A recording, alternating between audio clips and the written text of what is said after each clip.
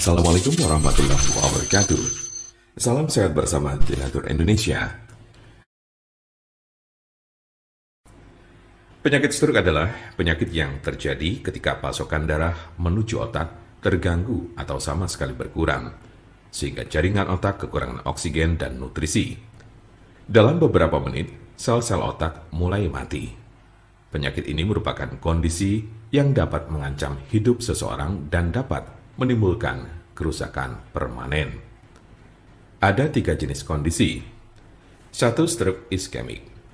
Penyakit stroke iskemik adalah kondisi yang terjadi ketika pembuluh darah yang menyuplai darah ke area otak terhalang oleh bekuan darah.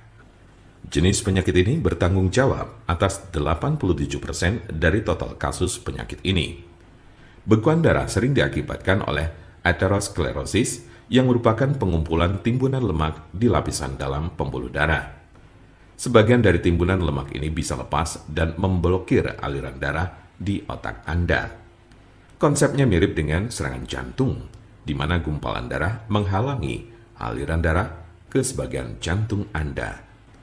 Kondisi ini bersifat embolik, yang berarti bekuan darah berasal dari bagian lain di tubuh Anda dan kemudian berpindah menuju ke otak, lalu biasanya dari jantung dan arteri besar di dada bagian atas dan leher. Diperkirakan 15% kasus embolik ini disebabkan oleh kondisi yang disebut fibrilasi atrial. Ini adalah sebuah kondisi yang membuat jantung Anda berdetak tidak teratur. Ini menciptakan kondisi di mana gumpalan bisa terbentuk di jantung, terlepas dan berjalan ke otak.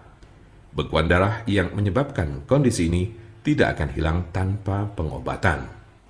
2. Stroke hemoragik. Penyakit stroke hemoragik terjadi saat pembuluh darah di otak mengalami kebocoran atau pecah. Stroke hemoragik menyumbang sekitar 13% dari total kasus penyakit ini. Kondisi ini berawal dari pembuluh darah yang melemah, kemudian pecah dan menumpahkan darah ke sekitarnya.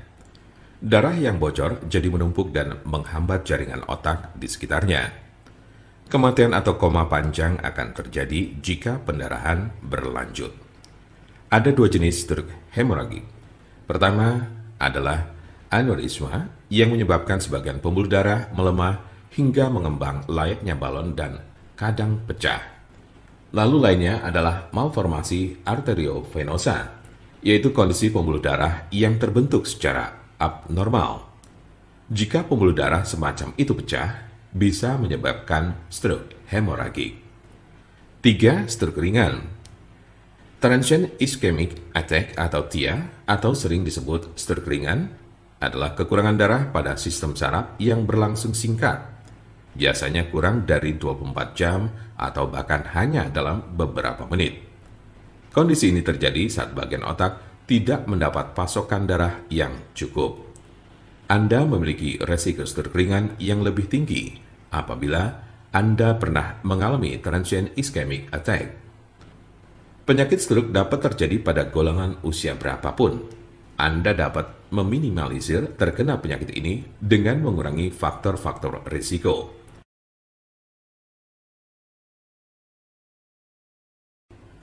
Pengobatan penyakit stroke di rumah.